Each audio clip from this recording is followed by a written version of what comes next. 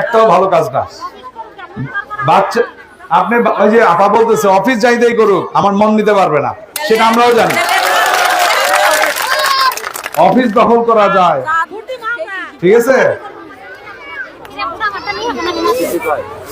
আমার মনে হয় যারা ভোট ডাকাতি চিন্তা করতেছেন তারা ভুলে যান, বাসাইল শফিপুরের মানুষ ভোট ডাকাতদের সহ্য করে না, মেনেও নেয় না।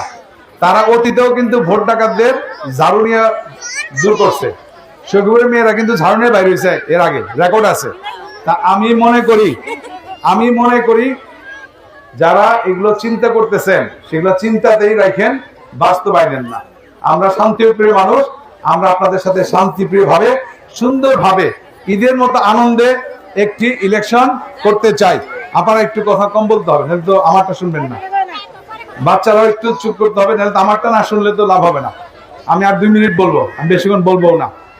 একটু আস্তে আপা, এই যে আপা একটু ছোট আপা, ঈদের আনন্দের মতো একটা আনন্দ ঘন পরিবেশে আমরা একটা ভোট দিতে চাই। আর আমি কেন আপনাদেরকে শান্তিতে থাকতে চাই, কেন বলি যে একটা গালে থাপ্পড় দিলে আরেকটা গাল পেতে দেন, ঝগড়াঝাটি করবেন না। কারণ মারামারি করে যদি সখীপুর বাসালে 1 ফোঁটা রক্ত মাটিতে পড়ে, সেটা তো বাসাল সখীপুরেরই কোনো মায়ের সন্তানের হবে, তাই না? সেটা আমরা চাই না। আমরা ধৈর্য ধরতেছি এই জন্য, একটি সুন্দর ইলেকশনের জন্য। আর যত অন্যায়, যত অবিচার হচ্ছে, এ সমস্ত প্রতিকার আমরা 12 তারিখে সকালবেলায় যায় ভোট কেন্দ্রে করে ফেলবো, তাই না?